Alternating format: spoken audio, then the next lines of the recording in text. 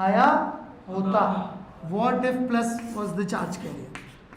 और फिर volt meter किधर ज़्यादा दिखाता, इधर दिखाता, परंतु उसने इधर नहीं दिखाया, इधर ज़्यादा दिखाया।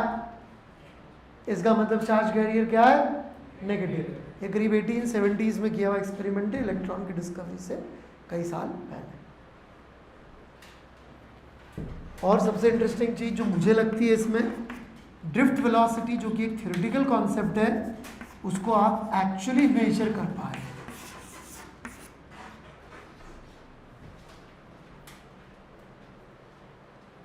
और ओम्स लॉ आप वेरीफाई कर सकते हो। तो 10 के फैक्टर से गलत आता था ड्रिफ्ट वेलोसिटी, मतलब ओम्स लॉ की थ्योरी पूरी तरह से सही नहीं, क्योंकि इलेक्ट्रॉन पार्टिकल नहीं होते सिर्फ।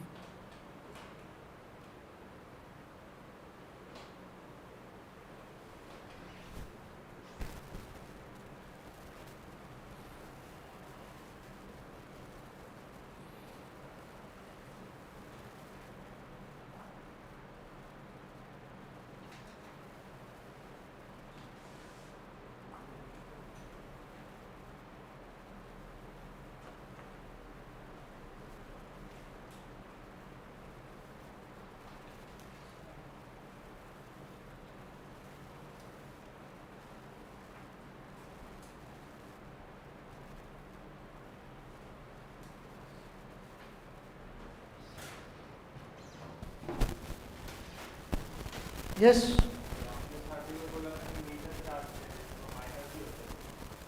अब उस समय तो इतनी थ्योरी दे पाया बेटा, उस समय इतना थोड़ी मालूम था एटम क्या होता है, उसके अंदर प्लस माइनस चार्ज अलग से होते हैं, प्लस चार्ज नहीं हो सकते, तो मेजर ही बोलेगा ना।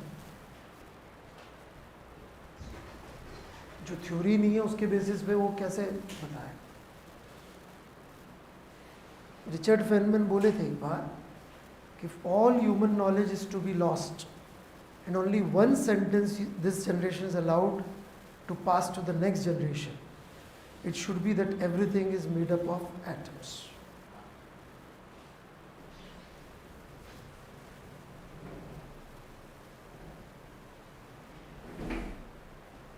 रिचर्ड फेनमैन बोले थे आप काहे लोड ले रहे हो भाई, है ना। हाँ,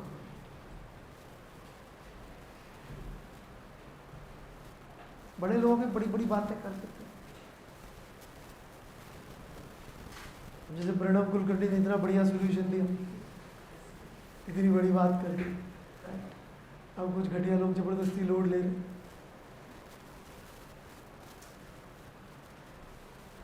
नहीं नीरज कमल है क्या, क्या सही बोल रहा हूँ।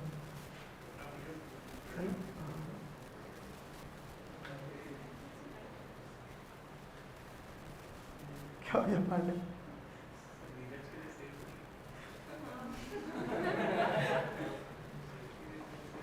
see how stupid he is.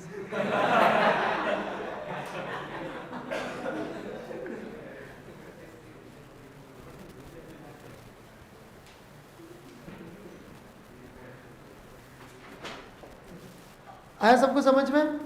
चलिए let me finish this and reach to the formula जहां से वर्मा जी ये चैप्टर शुरू करते।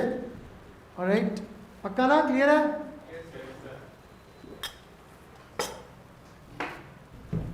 ये होता नहीं है ऐसा, तो चूंकि ये रिजल्ट आया तो उससे वेरीफाई हो गया कि charge carrier is negative. Okay then last part. अब ट्रुथ तो देखो ये है कि मैग्नेटिक फील्ड ने तो इलेक्ट्रॉन पे फोर्स लगाया था, वो तो हो गया बैलेंस इलेक्ट्रिक फील्ड के फोर्स से, पर इसमें लैटिस भी होगा जो चल नहीं रहा है। जब हम इलेक्ट्रॉन की बात करेंगे तो ऐसा तो नहीं ना नेगेटिव चार्ज से बना हुआ ही है, इसमें प्लस भी है, प्लस जिसके ऊपर ई होल का फोर्स तो लगेगा, परंतु मैग्नेटिक फील्ड का फोर्स नहीं लगेगा। Do you agree with this और नॉट। तो मान लीजिए ये डेल्टा एल लेंथ का है, तो इसके अंदर एन ए डेल्टा एल इतने पॉजिटिव चार्ज कैरियर्स हैं, मतलब कैरियर गलत बोल दिया, पॉजिटिव चार्ज एट रेस्ट है, जो मैग्नेटिक फील्ड का फोर्स एक्सपीरियंस नहीं कर रहे। कौन सा फोर्स एक्सपीरियंस कर रहे हैं? हॉल फील्ड का। इतना टोटल चार्ज इनटू EH, इतना फोर्स डेल्टा F लेटिस पे लग रहा होगा, और लेटिस का फोर्स ही एक्चुअली वो फोर्स है जो वायर पे होगा एक्चुअली। तो भाई जैसे कि मान लो, इधर आओ अक्षर, अरे खड़े हो जाओ, उस तरफ मुंह करके खड़े हो जाओ, टेंशन मत ले, राइट। अब इसका लेटिस होगा, इसका स्केलेटन, राइट। जब तक मैं इसके स्केलेटन पे फोर्स नहीं लगाऊंगा I can't move him, right. जबकि यदि मैं इसके फ्री चार्ज वाली दुनिया पे फोर्स लगा लूँ भी लूँ थोड़ा बहुत, तो आप देख सकते ज़्यादा मोशन नहीं होगा। जबकि ऐसे ही फोर्स मैं इसके स्केलेटन पे लगाऊं तो हिल मूव। तो इसका नहीं समझ में आई बात, आपको आना इधर, ऑलराइट। जैसे ये हो गए, इस पे फोर्स लगाने से ज़्यादा मोशन नहीं होगा, ऑलराइट, लेकिन लेटिस पे फोर्स लगाने से ही फोर्स काउंट होता है। जब तक आप कंफ्यूज लग रहे हैं क्या? आ जाओ,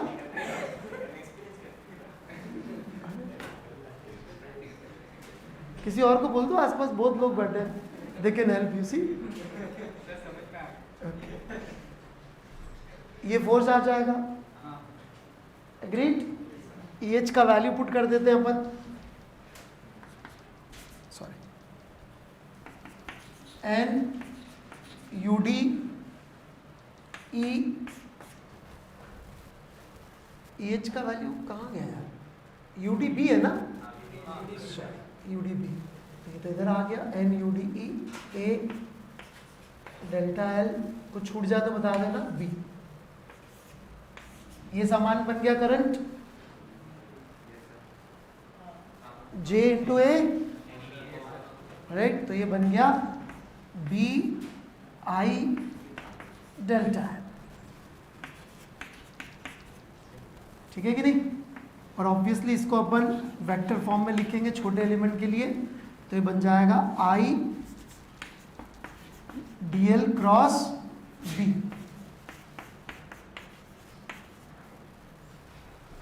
विच is same as U cross B। और हम सोचेंगे भी कि मैग्नेटिक फील्ड लगाती है फोर्स, ठीक है।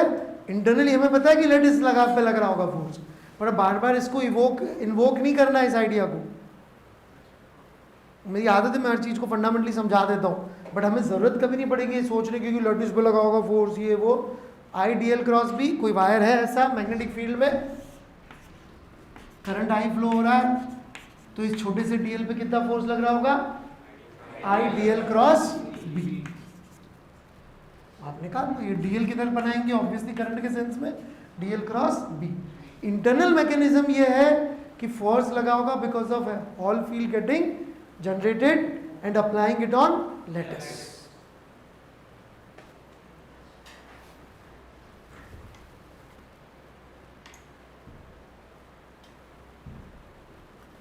तुमने इतना लिखा, सॉल्यूशन व्हाट्सएप करके भेज देते,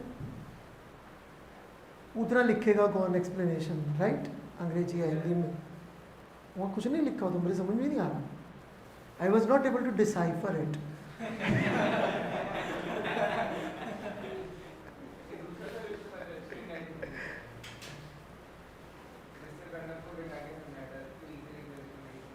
उसको ये समझा, प्रणव वर्ड जरूर यूज कर लो इसको। प्रणव कहाँ से आ गया पूरी स्टोरी में? तुम्हारे से बात कर रहा हूँ, जबरदस्ती इंटेलिजेंट लोगों को बदनाम करते हो तुम, हैं क्या?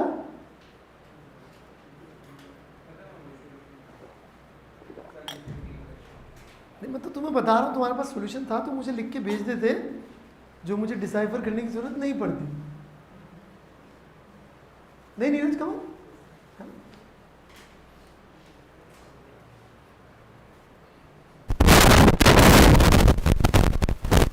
वैभव साथ से डिस्कस कर लेते।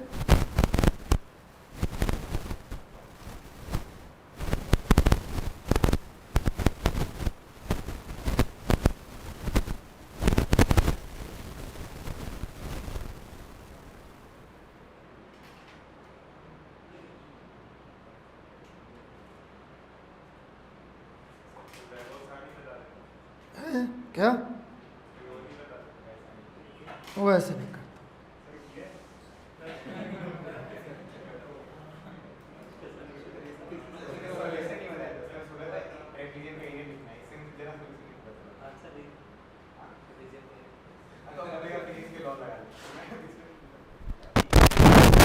हाँ भाई, आगे सबको समझ में पक्का? बिल्कुल नहीं है। ऑल फील्ड सोचने की जरूरत नहीं है। सोचना क्या है, मैग्नेटिक फील्ड फोर्स लगा दी आई डीएल क्रॉस बी, काम खत्म। ठीक है, मैं थोड़ा सा होमवर्क देता हूँ अपनी क्लास के लिए।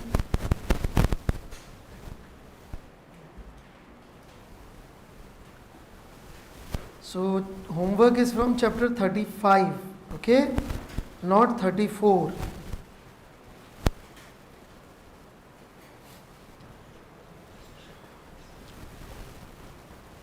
चैप्टर गलत मत पकड़ लेना।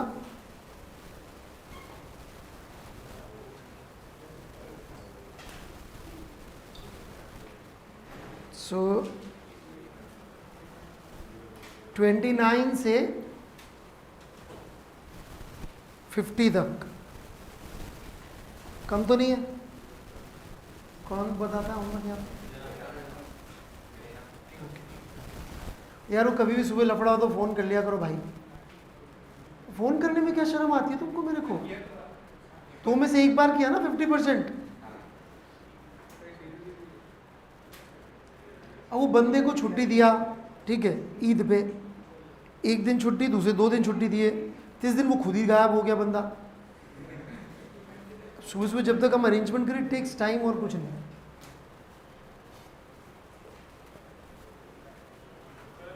क्या पकवान ज़्यादा खा के सो गया होगा? कितने? 3। तो अभी तक क्यों नहीं बोला भाई?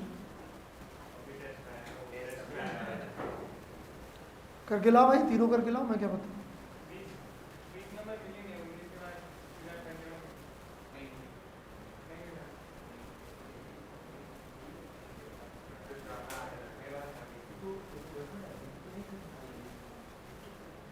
कौन सी 3 नंबर है यार आपके पास? 18, 19, 21 है।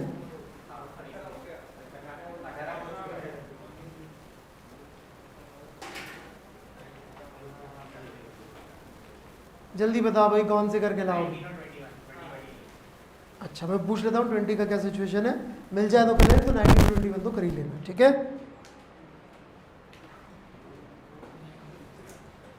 ठीक है।